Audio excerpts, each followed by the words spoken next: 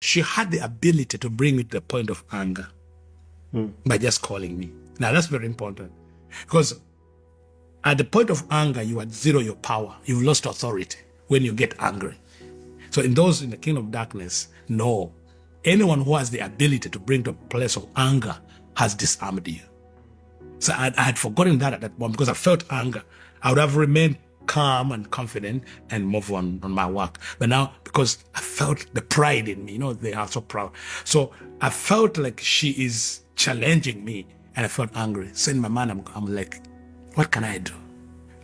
Can I kill her here? Or can I blind her? Or can I make her mad? And I could do that in a few minutes, just a few seconds. I've ever done that in several lives. So I knew I could turn to her, project into her eyes, and make her mad.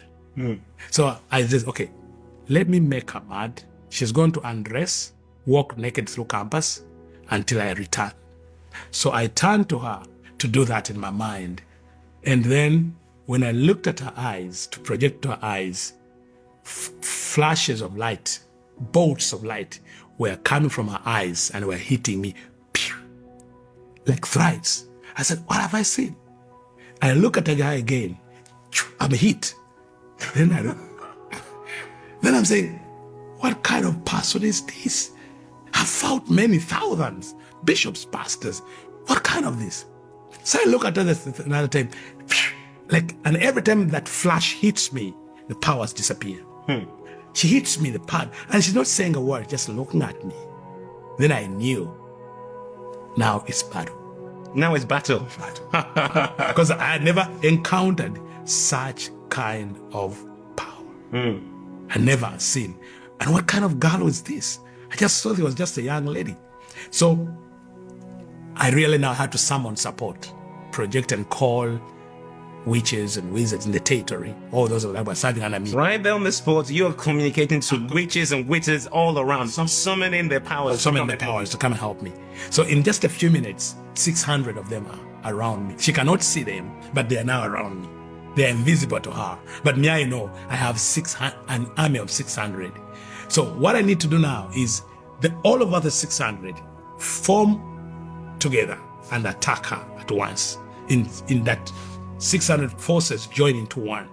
So I have to be bold enough to look at her one more time and then project, then all the 600 can attack.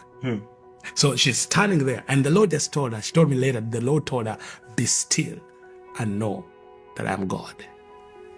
And then the Lord told her, be calm. So in all this, I'm closing my eyes, I'm looking at her.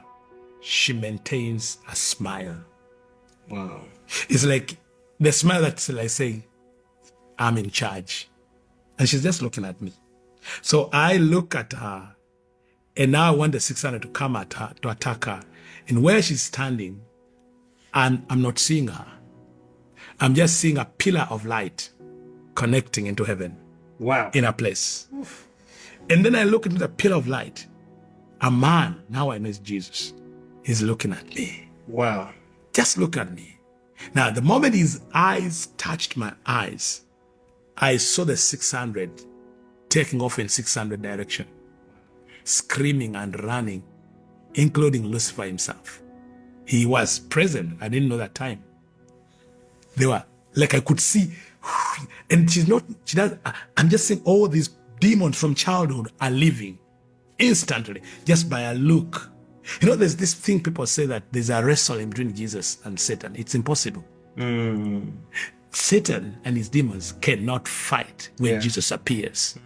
No, he can't. Yeah. They can't. There's people, oh, the devil is attacking Jesus. It's impossible. No. It can't. It can't. Why? Every knee bows and every tongue. So when he appears, Satan cannot put up a fight. There's no wrestling between the two. He has to run away. He has to go, and I don't know where he goes, but he has to go, because I saw that moment. He just looked at me. No wrestling, no fight, no shouting, no like fire and what. Just looked at me in that pillar of light, and everything. But you were disarmed. Disarmed. You fell on the floor. So I'm standing. Oh, you're standing. Okay. I'm standing. So but my eyes closed, because now, for the first time, I'm demonless. No demon, no spirit on me. I'm like human. So I opened my eyes to look at him and say, what kind of person is this? Now, when I opened my eyes another time, the pillar is not there. The man is not there. The girl is standing there.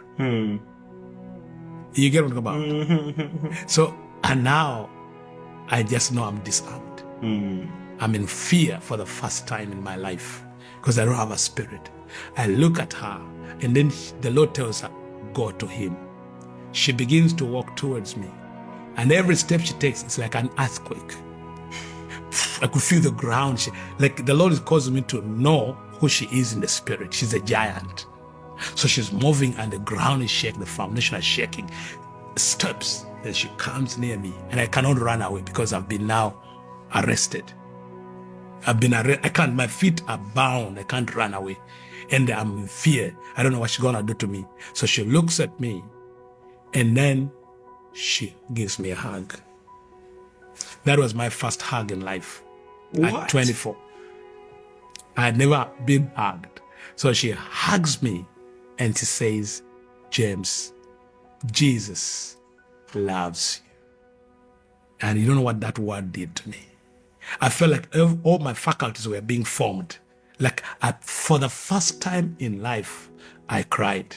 That was the first time I cried. The first time you cried at 24? I cried at 24. So she gives me this hug and I begin crying and she begin crying. But the cry is like a baby and a mother getting back a baby. So she's holding me tight and I'm crying like a baby and she's also crying. And I don't know what's going on. But during the cry, there's love. There's all my emotions are being revived. It's like I'm becoming human the first time. So she's hugging me. And then after minutes of crying and crying, then by the time some other students are gathering around us. And they're wondering what's going on. And they're saying, this is a witch, we know him. This is a believer, Christian. And they are hugging and they are crying. So they're wondering, who is capturing? Who's conversing who? Who's converting who? And so they're forming a circle around me. Oh my word. So after the cry, I'm crying, then she says, James, what do you want?